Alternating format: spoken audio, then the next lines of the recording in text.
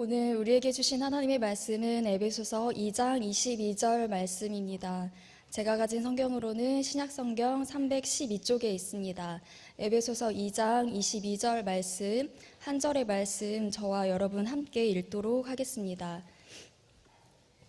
너희도 성령 안에서 하나님이 거하실 처소가 되기 위하여 그리스도 예수 안에서 함께 지어져 가느니라. 아멘. 아멘. 몇 가지 광고 말씀 드리도록 하겠습니다. 내일부터 이틀 동안 정말 은혜 풍성한 시간이 마련이 되어 있는데요. 내일 목요일 저녁 8시 이 자리에서 청년 부흥 집회가 있습니다. 거룩한 파도에 함께 하실 분들은 내일 저녁 8시에 이곳에 오셔서 함께 기도하시기 바랍니다.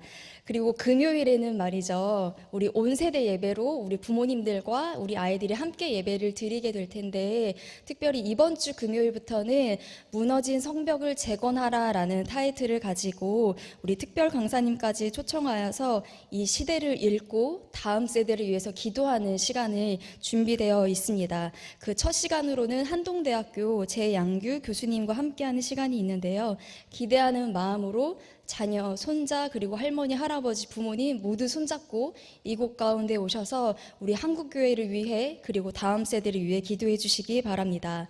그리고 금요일에는 인도팀, 바로 나드팀이 출국을 하게 되는데요. 총 6명의 팀원들이 함께 현지에 있는 목회자분들과 그리고 고아 사역 등등 여러 가지 주의 복음을 전하면서 다음 주 토요일까지 8박 9일의 귀한 선교 사역을 펼치게 됩니다.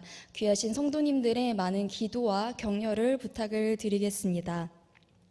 내가 진실로 너희에게 이르노니 내 말을 듣고 또 나 보내신 자를 믿는 자는 영생을 얻었고 심판에 이르지 아니하나니 사망에서 생명으로 옮겼느니라. 아멘. 이 말씀을 믿으시나요? 아멘, 아멘. 우리는 그리스도를 믿음으로 말미암아 우리는 심판에 이르지 아니하고 오직 사망에서 생명으로 옮겨진 줄 믿습니다. 하지만 바울의 고백과 같이 말이죠, 저희들의 속사람과 겉사람은 늘 싸우고 있습니다.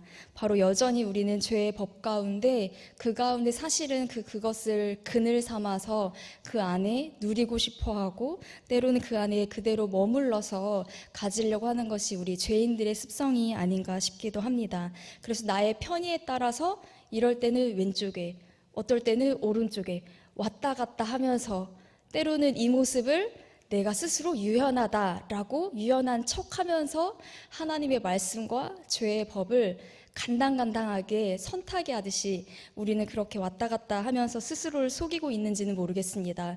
우리는 우리의 삶의 신앙과 또한 우리의 삶의 태도 가운데 이렇게 헷갈릴 때, 우리의 삶의 길잡이가 필요할 때, 흔들릴 때마다 우리를 붙잡아주는 것은 오직 하나님의 말씀인 줄 믿습니다. 그럴 때마다 오늘의 말씀인 에베소서 말씀을 같이 쭉 읽어보시면 좋을 텐데요.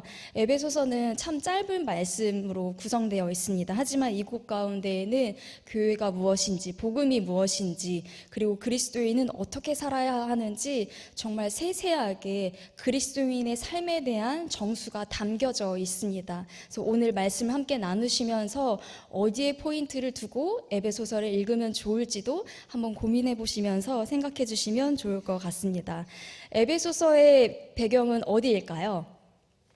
지역은 바로 맞습니다. 세 글자 에베소라고 하는 동네입니다. 에베소라고 하는 것은 로마 제국 시대 때 총 5대 도시 중에 한 곳이었고요. 그리고 바울이 정말 애정했던 곳이자 그곳에서 제자들을 양육까지 했었던, 그리고 디모데에게 넘겨주고 디모데를 파송했던 교회이기도 합니다.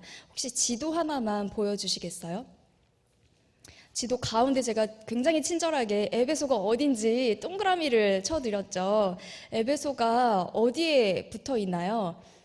중앙의 바닷가에 붙어 있는 것을 볼 수 있게 됩니다. 그래서 에베소는요, 육로로도 올 수가 있고 바닷길로도 올 수가 있는 곳이었습니다. 그래서 육지로나 해상으로나 많은 사람들이 오갈 수 있고 문화적으로도 발달되어 있고 철학적으로도 그리고 종교적으로도 굉장히 많은 것들이 발달되고 화려한 도시였습니다. 이러한 가운데 에베소라는 이 동네 속에 과연 실제 모습은 어떠한지 이미지이기는 하지만 그림 한 장만 하나만 더 보여주시겠어요?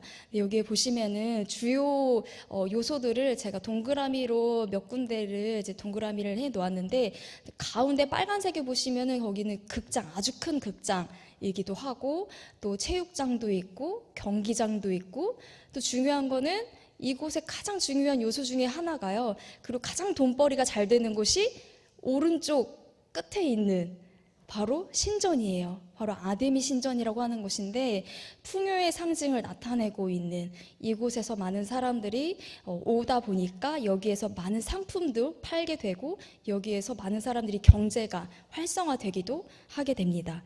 이렇게 많은 것들이 발달되어 있고 화려했던 이곳 가운데, 이 화려한 영적 전쟁 한복판에서 복음을 외치고 예수 그리스도의 이름을 외쳤던 한 교회, 한 사람이 있었습니다. 바로 에베소 교회이고, 그 안에서 중심을 잃지 않고 바울은 예수 그리스도를 외쳤습니다. 그런데도 참 감사하게도요, 쫓겨날 위험도 있었지만 많은 사람들이 교회 안으로 들어온 것을 보게 됩니다. 그래서 에베소 교회 가운데에는 많은 사람들이 들어왔는데, 유대인뿐만이 아니라 이방인들도 함께 하나님을 예배했습니다. 하지만 그곳에 모였던 유대인들의 지금까지 살아왔던 습관과 이방인들의 생활 모습들, 생각하는 가치관들이 굉장히 많이 다르게 됩니다.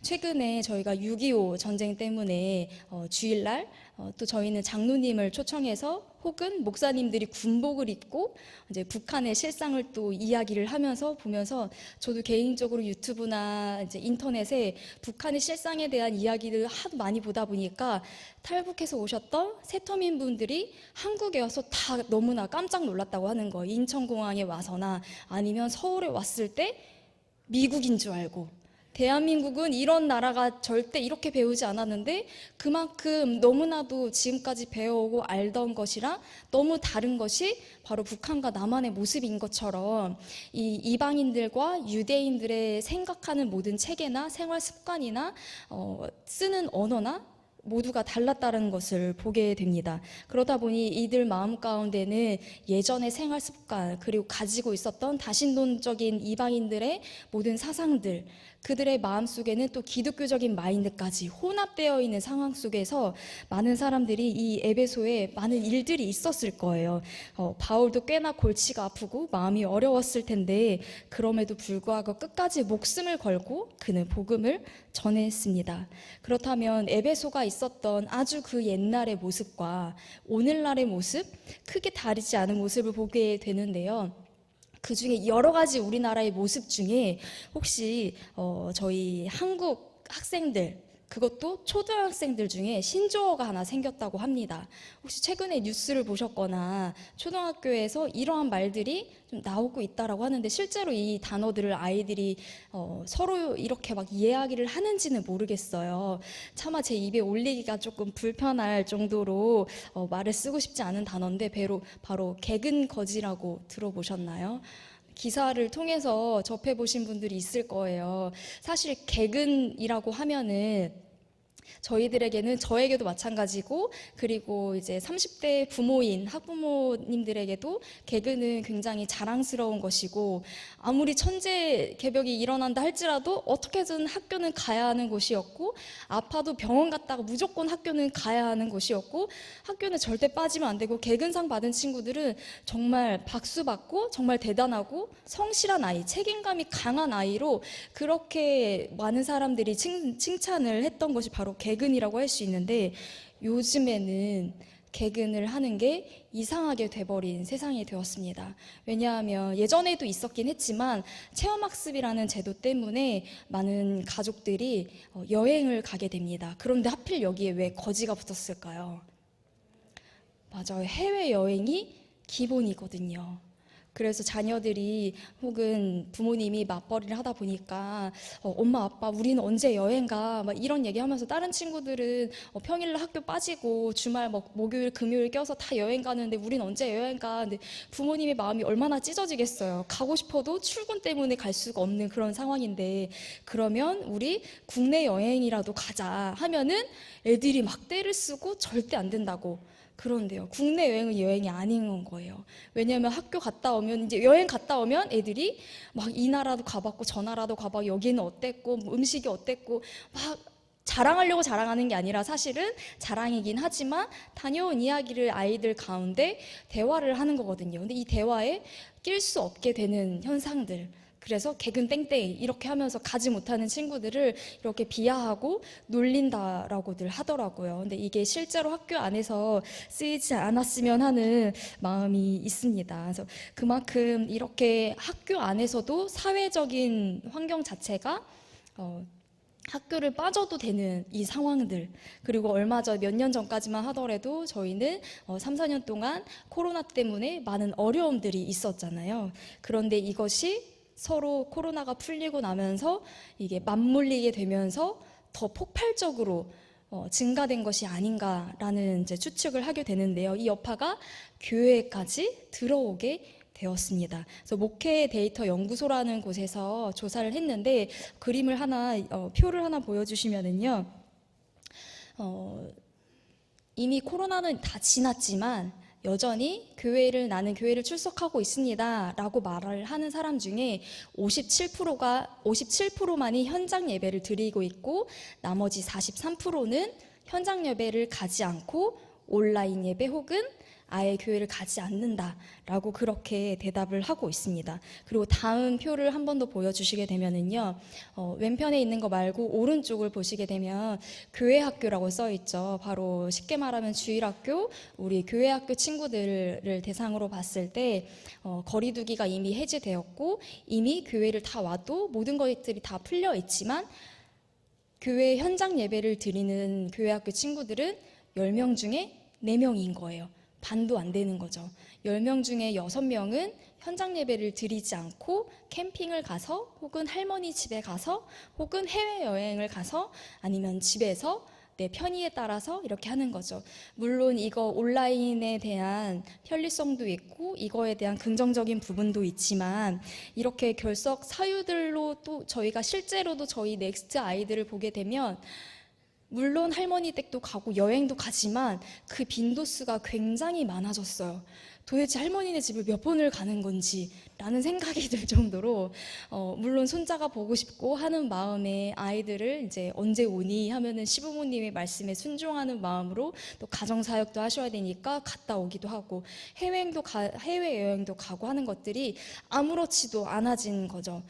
그만큼 주일 성수가 소위 먹히지 않는 그런 시대가 되어버린 거예요. 이렇게 시대적인 상황들이 또 맞물리다 보니까 교회 안에서도 교회에 나오라고 말하기가 참 어려워지고, 또 어떤 신문사에서 조사한 결과 2030년이 되면 교회 학교 90%는 없어질 것이다 라고 그렇게 비관적으로 예견을 하고 있습니다. 왜냐하면은 2010년과 2020년 사이를 교회 학교를 조사를 해보니까 저희 교회로 따지면 플러스가 해당하고 있는 청소년 그 이하를 했을 때 청소년이니까 당연히 그때는 아이들이 뭐 학원도 가고 하니까 많이 빠지지 않겠어라고 할 수 있는데 그 아이들을 제외하고 소년부 나이 초등학교 6학년까지를 조사했을 때 10년간 약 40%가 감소가 되었고 지금도 여전히 감소하고 있는 것을 보게 될 거예요. 저희 작은 교단뿐만이 아니라 우리 교회 한국에서 가장 크다고 하는 이 통합측, 그리고 합동, 그리고 감리교, 고신즉 할 거 없이 성결교도 마찬가지고요. 점점 계속해서 교회학교가 줄고 있고 이 안에는 물론 인구 절감도 있겠죠. 하지만 시대적인 상황들도 저는 맞물려 있다라고 보게 되는 것 같아요. 그리고 또한 온라인의 편리성이 우리의 실생활 가운데 들어와 있고, 또한 우리 아이들은 코로나 기점으로 사회생활, 우리 인간관계 하는 것들이 집단 생활이 굉장히 불편해졌어요. 불편한 정도가 아니라 누가 내 옆에 있는 게 불쾌해진 그런 시점에 와 있는 상황이고요. 그리고 우리 아이들이 공부를 하는 이유, 교육의 목적은 그들의 모든 교육의 방향은 이성 중심이고, 교육을 받는 이유, 교육을 하는 이유 자체는 바로 자신의 가치를 올려서 경제 가치를 올리는 데에 이 도구로 사용되고 있다라는 게 현실의 상황이라고 저는 그렇게 판단이 되고 있고, 많은 사람들도 그렇게 보고 있습니다. 더 흥미로운 것은 우리 교회도 마찬가지일 수 있겠지만 학생 대상이 아니라 부모님들을 대상으로 또 설문조사를 했었는데, 만약에 교회학교 예배 시간과, 어른이 아니에요, 교회학교 예배 시간과 학원 시간이 겹친다면 자녀를 교회학교 보내시겠습니까? 라고 했을 때 어떠한 대답이 나왔을까요? 과반수 이상이 학원 보내겠다.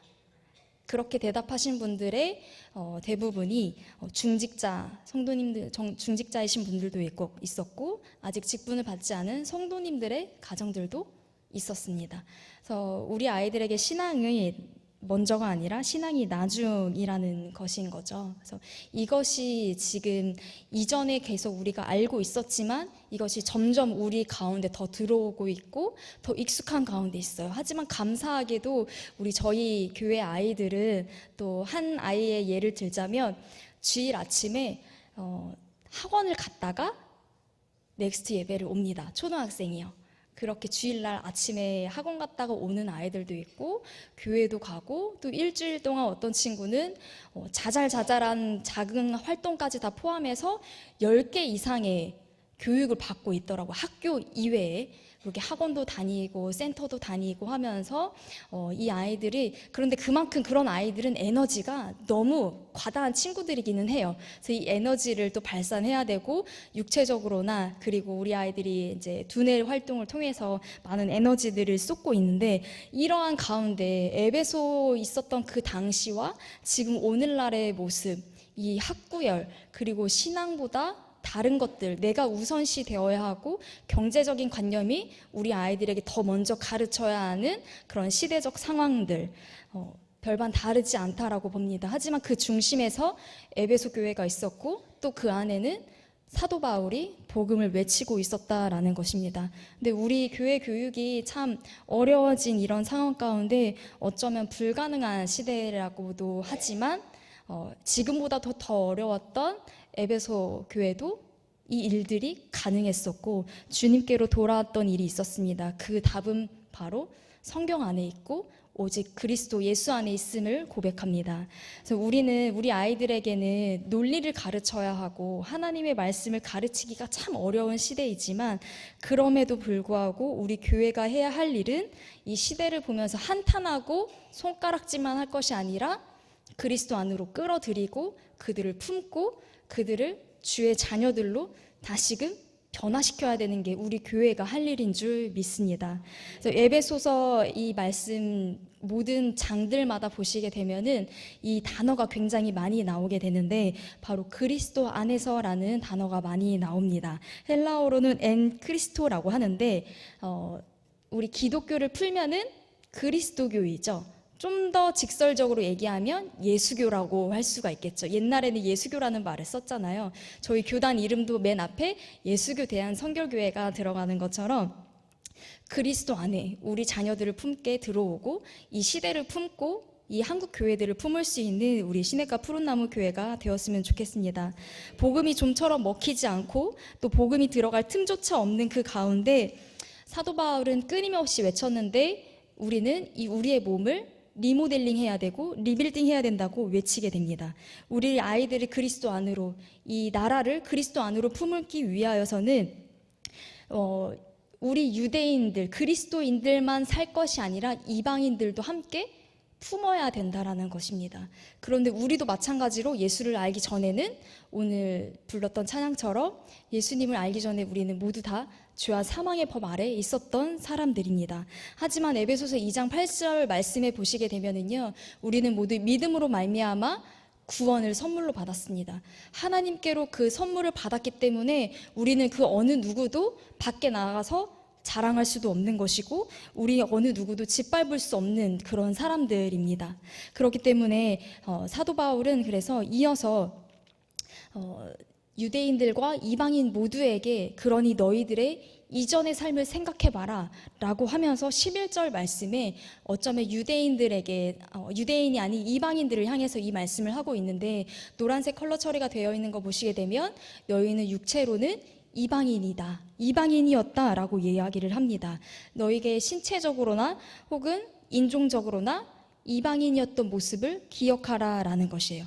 그런데 사도 바울은 이방인들에게만 그렇게 말한 게 아니라 너희만 그 이전의 모습을 생각하고 작은 모습으로 살아라, 이게 아니라 이미 유대인이나 이방인이나 모두 다가 우리가 허물과 죄 가운데 죽은 자, 모두 죄인이라는 것을 이미 밝히고 넘어갔던 말씀입니다. 그리고 12절 말씀으로 넘어가 보시게 되면은요, 12절 말씀에 보게 되면 그때 너희는 이방인인 너희는 그리스도 밖에 있었고 하나님도 없는 삶을 살았다라는 것을 다시 상기시켜 줍니다. 종교적으로 이들은 하나님 없던 삶을 살았어요. 어떤 신을 섬겼을지 몰라요. 여러 가지 신들을 동시에 섬겼었고, 그리고 그리스도 바깥에서 분리된 삶을 살았고, 자기 중심적이고, 또 일례로는 이방인들은 구약을 배우지 않았을 거 아니에요. 그러다 보니 하나님께서 말씀해 주셨던 그 메시아의 약속에 대해서도 그들은 손꼽아 기다렸던 사람들도 아니었던 거죠.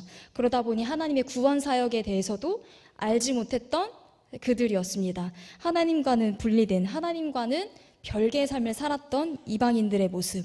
그런데 13절부터 이들의 삶의 반전에 대한 말씀이 나오게 됩니다. 이제는 이라고 보이시죠?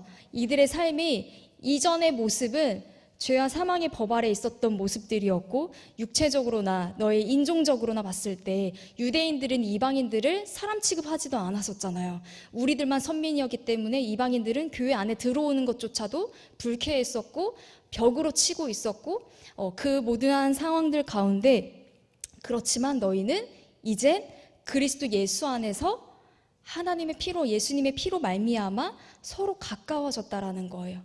그리스도인과 이방인들이, 유대인들이 가까워졌을 뿐만이 아니라 첫 번째는 먼저 하나님과 너희가 가까워졌다라는 것을 이야기해 주고 있습니다.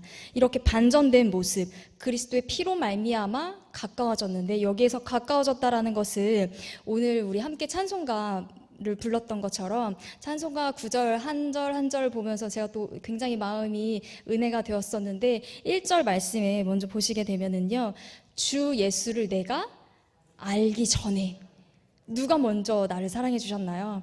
예수님이 먼저 나를 사랑해 주셨다는 거예요.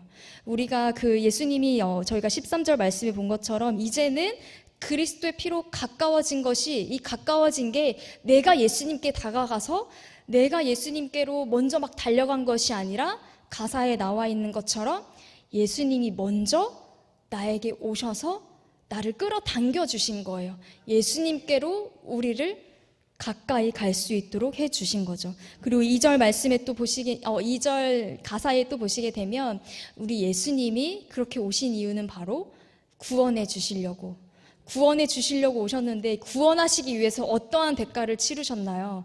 바로 자신의 육체, 그 몸을 버리셨습니다. 나를 대신하여서, 우리를 대신하여 그 몸을 아예 버리고 부숴버리셨고, 그 결과 우리는 대속함을 받게 된 것입니다. 우리를 먼저 사랑하시고 그의 몸을 버려서 우리를 구원해 주셨습니다. 그렇게 우리의 이전 모습과는 다르게 반전의 삶으로 우리를 그리스도 가까이 이끌어 주셨습니다. 우리가 그 이전에는 내가 주체가 되었었고 내 가치를 높이기 위하여서 이것저것 많은 것들을 쫓아다녔던 우리의 모습이었다면, 이제는 하나님으로 말미암아 하나님 없이는 살아갈 수 없는 우리의 모습으로 변화되어진 것입니다. 오직 우리가 예수의 피로 말미암아 그분께 붙어 있을 때 살 수 있게 되는 것입니다. 또 예전에 이런 말들을 또 많이 썼잖아요. 피는 물보다 진하다. 그리고 피가 서로 땡긴다. 혈육이 땡긴다, 이러한 말들을 제가 어렸을 때도 되게 많이 들었던 것 같아요. 요즘에는 그런 말들을 안 쓰는 것 같긴 한데, 이런 말들이 있는 것처럼 예수님의 그 보혈로 말미암아 우리는 그 어떤 것으로도 끊을 수 없는, 로마서 8장 39절의 말씀에 나와 있는 것처럼 하나님과 우리의 그 사랑은 그 어떤 것으로도 끊을 수 없는 피로 맺어진 예수님의 피값으로 우리는 대속함을 얻은 깨끗해진 예수님의 그 사랑으로 결코 헤어질 수 없는 그러한 가족 관계가 되었습니다.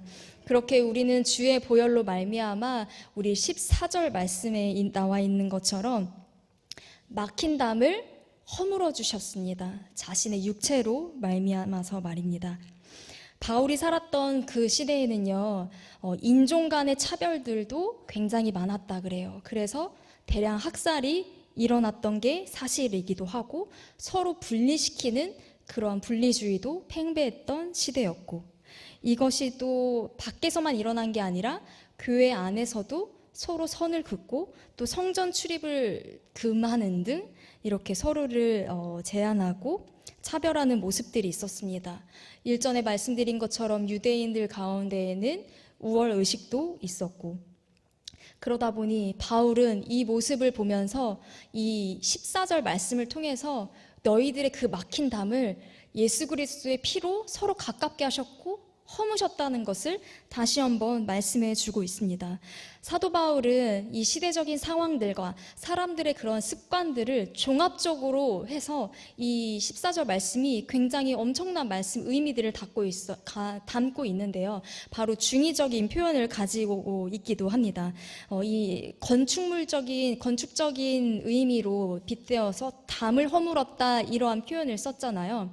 이때 당시에도 실제로 서로 간에 벽을 세웠던 건축적인 그러한 기술이 있었다라고도 하는데, 사도 바울은 이 말씀들을 풀어가심으로 말미암아 예수 그리스도의 오신 것을 담을 허무신 것으로 표현을 하고 있습니다. 우리 가운데 그 담을 허무신 것은 하나님과 우리 사이에 그 담을 허물어서 우리의 친히 다리가 되어 주셔서 하나님께로 넘어갈 수 있는, 우리 둘이 하나가 될 수 있는 그 길을 예수님께서 친히 열어주셨고, 하나님과 분리된 우리, 서로 분리주의 가운데 빠져 있었던 그 에베소 그 당시 로마 제국 시대 가운데 하나님과의 우리의 이 분리를 하나로 만들어주는, 화목하게 해주는, 하나님과 우리가 하나가 될 수 있게 하는 그 길을 열어주었습니다. 그리고 하나님과 우리 사이뿐만이 아니라 사람과 사람 사이에도, 더 실제적으로 더 구체적으로 또 표현을 하자면 인종과 인종 간에, 그리고 남녀 성별 간에, 그리고 나이 간에, 인간과 인간으로서의 서로의 관계를 그 담이 허물어질 수 있도록 예수 그리스도께서 우리 가운데 평안과 그 은혜를 누릴 수 있도록 해주셨습니다. 이 말씀들이 한 절 한 절 뒤로 쭉쭉 나가보시면은 그 말씀들이 지금 제가 말씀드린 게 사도 바울이 해석을 풀어주고 있는 모습들이 나와 있습니다. 그렇게 담을 허물어 주신 것이 하나님과 우리뿐만이 아니라 사람 사이에도 그 담을 허물어 주셨다라는 말씀을 드리고 싶었습니다. 그리고 또 14절 말씀, 또 둘이었던 우리를 하나로 만들어 주시고, 그리고 그 둘이 하나가 되기 위하여서 서로 나눠져 있는 것을 붙이려면은 아무리 붙이려고 해도 붙을 수가 없어요. 금이 가 있고. 그런 가운데 사도 바울은 이런 표현을 썼죠. 바로 담을 허물었다라고. 둘이 하나가 만들기 위해서 담을 허물었다. 기존에 있는 것이 나눠져 있는 것을 어떻게 해야 될까요? 깨워야 하고 부숴서 허물어야 합니다. 그리고 그곳에 다시 지어야지 새로운 것이 만들어질 수 있는 거예요. 이전 것이 지나가고 새로운 피조물이 되기 위하여서는 이전 것을 그대로 가진 채로 안에만 바꾸는 것이 아니라 겉모습은 그대로이고, 혹은 그런 상태로 있는 것이 다가 아니라 아예 송두리째 우리의 새로운 피조물이 되는 것은 이전 것을 아예 다 허물어버리고 부서뜨려야 된다라는 것입니다.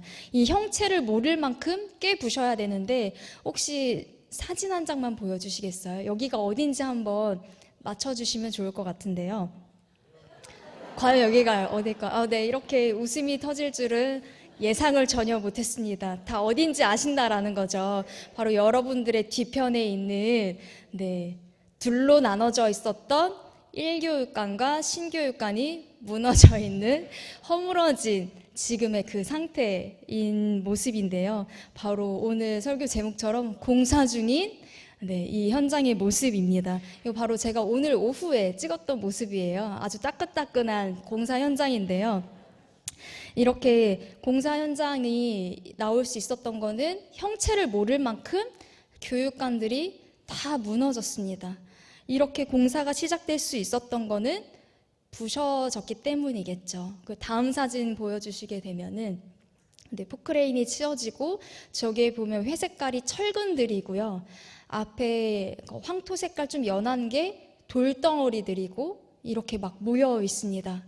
이 모든 것들을 부실 때, 부서질 때 포크레인들이, 또 그 안에서 사람들이, 인부들이 와서 다 하나하나 깰 때마다 창문들은 그 덕분에 산산조각이 났을 것이고, 그리고 이 포크레인 덕분에 많은 철근들이 으깨지고 부셔지고 하나로 돼버리고 쓰레기통을 갈 수 있는 절호의 기회를 갖게 되었습니다.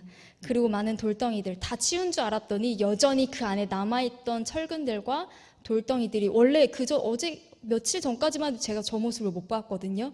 그런데 점점 나와서 저게 또 이렇게 형성이 되었더라고요. 제가 잘못 봤을 수도 있겠지만 분명히 제 눈에 없었는데 계속 더 파다 보니까 숨겨져 있던 철근들과 돌덩이들이 나온 모습을 보게 되었습니다. 우리 요즘에 이 한국 교회들 가운데 많은 모습들이 깨어지고 부셔지고 드러나고 있는 참 부끄러운 모습들이 교회 안에서, 그리고 목회자들 가운데, 그리고 선교단체 가운데 정말 너무 자주 일어나고 있어요.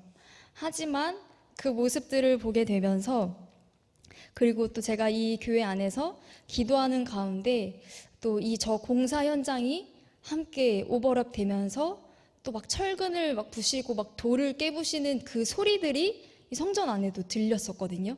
그날따라 유난히 제 귀에 꽂히더라고요. 그렇게 들어오면서 우리의 모든 것들이 새로 지어지려면 내가 붙잡고 있고 꽁꽁 싸매고 있던 것들 가지고 있으면 다시 하나가 될 수 없다라는 것이었습니다. 하나님의 주신 말씀은 22절 말씀에 나와 있는 것처럼 오늘 저희가 함께 읽었던 말씀에 함께 지어져 가야 하는데, 바로 그 주체는 나도 아니고 부모도 아니고 세상의 가르침도 아니고 세상의 힘의 논리도 아니고 경제관념도 아닌 오직 예수 안에서입니다.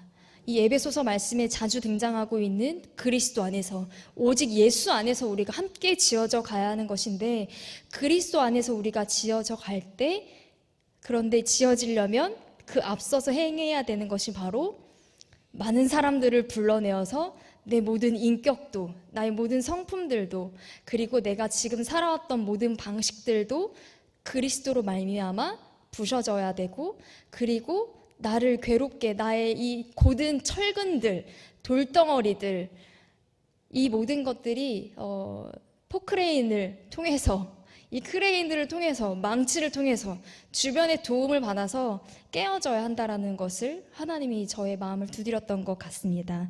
그래서 이렇게 철근들이 다 무너지고 모여지고 하면은 결국 혹시 7번째 사진 하나만 보여주시겠어요? 저기에 그림자 보이세요? 감사하게도 참 신기하고 놀랍게도 우리가 지어질 이 공간에 교회의 그림자가 비쳐서 교회 십자가와 우리 교회 모형 그 틀이 그림자로 비춰지더라고요. 이곳 가운데 그리스도로, 예수님으로 말미암아 이 교회가 또 세워지고 우리의 모든 것들이 무너지고 할 때, 공사가 제대로 되어질 때, 부실 공사가 되지 않는 이상, 예수님이 함께하는 이상 절대 부실 공사는 될 수가 없고, 예수님과 함께하는 이상 정말 우리에게는 든든한 하나님의 그늘 아래 있다라는 것 함께 기억하시면 좋을 것 같습니다. 우리는 모두가 함께 주님의 그리스도로 말미암아 지어져 갈 때 많은 먼지들도 날릴 거고요. 소리도 굉장히 시끄럽고 윙윙거리고 사람들의 귀가 따갑기도 하고, 우리 모두 이곳에 계신 한 분 한 분이 교회이시기도 하잖아요. 근데 성령 하나님이 거하실 수 있는 처소가 되기 위해서 이 공사장과 같은 모습이 우리 가운데 한 분 한 분 일어나야 합니다. 이런 공사장의 모습을 보게 되면 얼마나 시끄러워요. 교회 얼마나 시끄럽습니까? 그리고 우리 가정도 굉장히 시끄럽죠. 우리 집집마다 남의 자녀는 그렇게 예쁘고 귀여운데 우리 자녀는 정말 마음을 힘들게 하는 아이들을 또 많이 만나고 계실 텐데, 그리고 저도 우리 넥스트 아이들, 우리 아이들을 볼 때마다 매주 꼬셔야 돼요. 교회 나오도록. 안 꼬시면 안 나와요. 그런 아이들이기도 합니다. 그런 가운데 시대적인 모든 상황들 속에 시대는 교회들을 향해서 손가락질을 하기도 하고, 많은 상황들이 이제 희망이 없다라고 말은 하지만 하나님은 여전히 교회에 소망을 두고 계신 줄 믿습니다. 하나님은 교회를 통해서 일하실 것이고, 그렇기 때문에 교회는 결코 무너지지 않습니다. 그래서 우리의 한 사람 한 사람이 공사 중이기 때문에 굉장히 시끄러우실 거예요. 냄새도 나고 먼지도 풀풀 날리고. 하지만 우리의 마지막 그 끝은 공사는 곧 끝납니다. 어떤 목사님이 한 사진을 보내주셨어요. 방송팀 죄송합니다. 마지막 사진 한 장만 더 보여주세요. 그냥 넘어가려고 했는데 빌리 그레엄 목사님의 아내 되시는 분의 묘비입니다. 이 묘비 가운데 제가 한글로 열심히 풀었어요. 알려주신 건데 저는 영어를 잘 못해서 한글로 보시면 맨 위에 뭐라고 써있나요? 공사 끝! 빨래 끝이 아니라 공사 끝이에요. 공사가 진행되는 동안 우리는 많이 시끄럽고 서로를 힘들게 합니다. 하지만 그동안의 서로의 인내에 감사한 마음을 담아서 우리는 주님 곁에 가는 것처럼 우리의 모든 우리의 영적인 것들도, 우리의 성품도 곧 그 공사 끝나는 날까지 서로를 고쳐주고 또 서로를 청소해주면서 귀한 마음으로 함께 품어주시면 좋을 것 같습니다. 그래서 이 시간 함께 기도하면서 나아가셨으면 좋겠는데요. 이 시간 함께 기도하실 때 그리스도인만이 우리의 믿음의 공사를 하는 것이 아니라 세상 밖에 있는 사람들도 인생은 공사 중이다라는 말들을 많이 쓰고 있고 시 중에서도 그러한 말들도 있는 것을 보게 됩니다.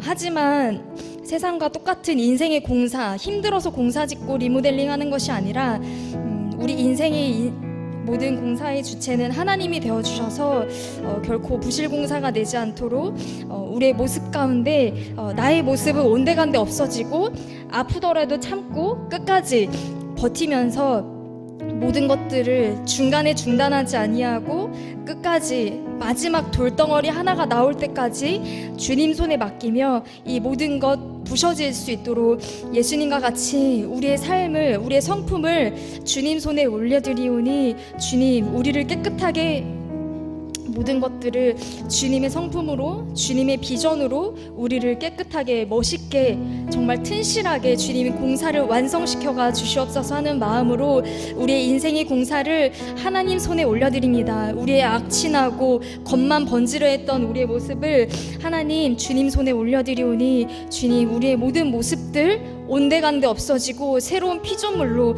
새로운 건축물로 주님 지어지게 하여 주시옵소서라는 마음을 가지고 주님의 이름 부르짖고 함께 기도하시며 나아가시겠습니다. 함께 기도하겠습니다. 주여,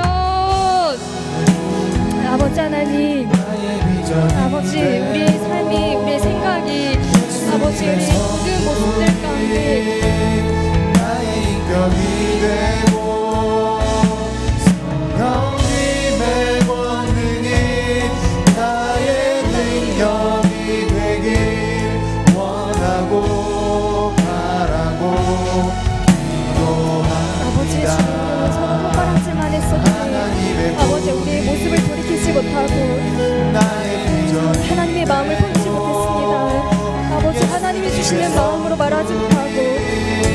아버지 나의 기분 내키는 대로 아버지 내가 중심이 되어서 내가 해야 할 말에 집중했었고 내가 하는 공부에 집중했었고 아버지 주님 나의 상태에만 빠져 있었던 우리의 모습을 봅니다.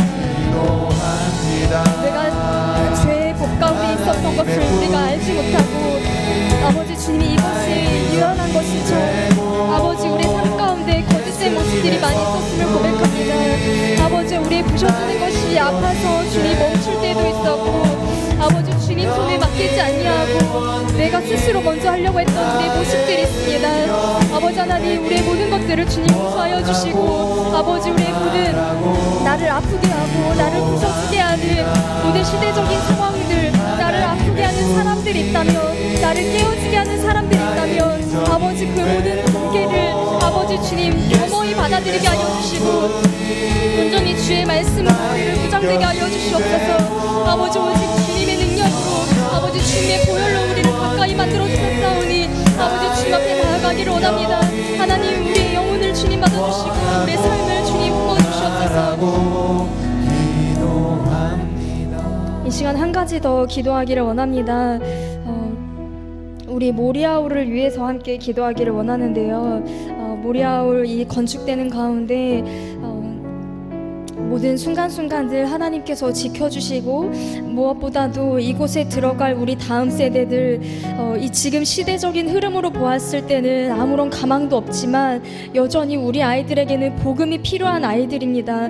이 우리 복음이 필요한 아이들 주님 모리아울이 건축되어지는 그 기간까지 이 교회로 이 모든 한국 교회로 이 모든 지역들 가운데 주의 자녀들 세상 가운데 빠져있고 혼란 가운데 혼돈 속에서 어찌할 바를 몰라하고 있는 길을 잃어가고 있는 우리 아이들 정답을 알지 못하고 세상의 논리 가운데 빠져있는 우리 아이들이 이 교회들로 몰려올 수 있도록 이 모리아울 가운데 들어갔을 때 성령의 충만한 그 임재를 누리며 이 모리아울이 하나님의 능력으로 말미암아 지어질 모든 공간들이 주님의 뜻을 위하여서 사용되어질 수 있는 모리아울 건축이 되게 해달라고 하나님의 성전이 되게 해달라고 이 시간 모리아울을 위해서 기도해 주시고 다음 세대를 위해서 기도하시면서 또한 더불어서 우리 다음 세대들이 7월 12일부터 우리 영합으로부터 말미암아 청년교회 9월까지 함께 수련회 성경학교가 있습니다. 이 성경학교가 우리 인생 우리 아이들의 인생이 바뀌어지는 인생의 공사가 시작될 수 있는 하나님의 시작점이 되게 하여 주시옵소서.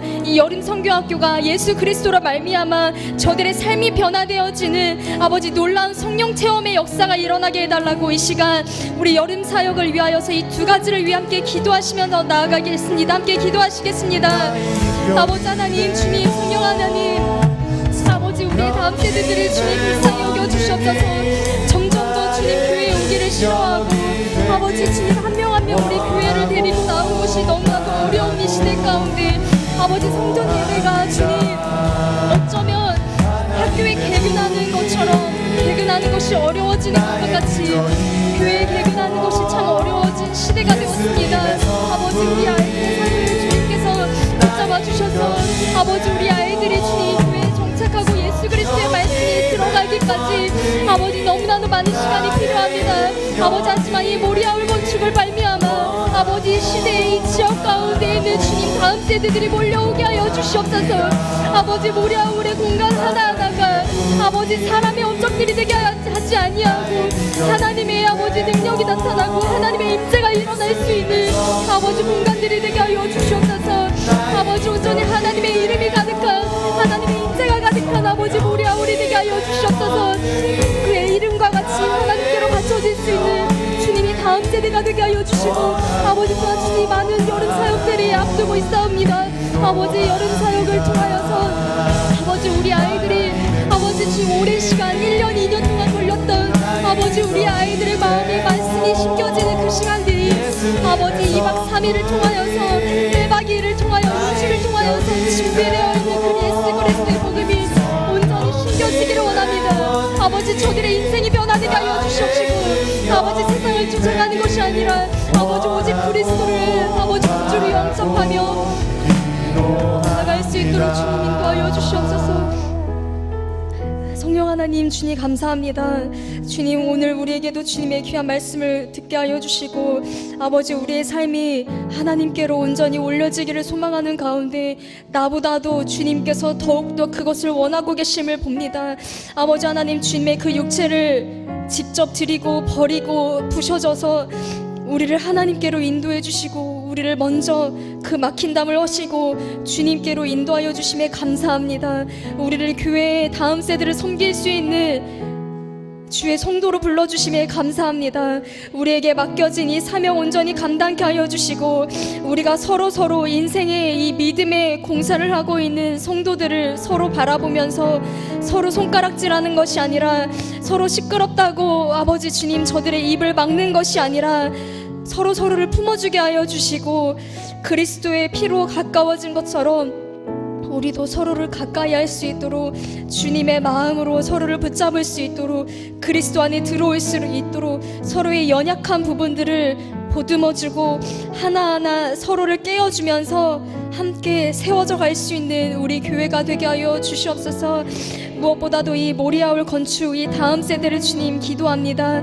아버지 주님, 시대가 말하고 있고 많은 학자들이 말할 때 이 시대에는 소명이 없고 기대가 없고 이 교회 가운데 소망이 없다고 말하지만, 아버지 오직 하나님은 교회를 통해서 일하신다고 하셨사오니 이 교회를 주님 들어서 주시옵시고, 이 지역 가운데 아버지 이 시냇가 푸른나무 교회, 특별히 이 모리아울을 주님 들어 사용하여 주시옵소서.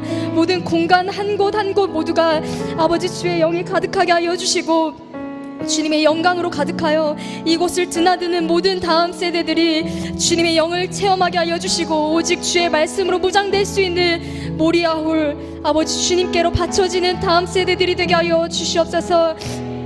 또한 금요일부터 아버지 선교를 떠나는 인도팀 가운데도 주님 함께 하시사, 주님 저들의 두렵고 설레고 기대하는 모든 마음 가운데 주의 복음을 온전히 심겨 주시옵소서.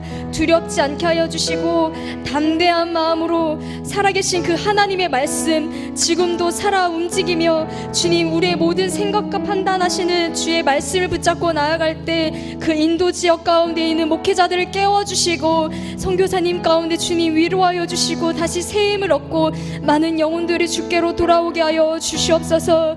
우리의 모든 삶, 우리의 모든 인생 주님 손에 있사오니, 주님 우리의 이 모든 인생의 공사가 끝까지 부서지게 하여 주시옵소서. 그 가운데 오직 예수로 세워지는 교회 한 사람 한 사람이 되기를 소망하오며 예수 그리스도의 이름으로 기도드립니다. 아멘. 하늘에 계신 우리 아버지, 아버지의 이름을 거룩하게 하시며 아버지의 나라가 오게 하시며 아버지의 뜻이 하늘에서와 같이 땅에서도 이루어지게 하소서. 오늘 우리에게 일용할 양식을 주시고 우리가 우리에게 잘못한 사람을 용서하여 준 것 같이 우리 죄를 용서하여 주시고 우리를 시험에 빠지지 않게 하시고 악에서 구하소서. 나라와 권능과 영광이 영원히 아버지의 것입니다. 아멘.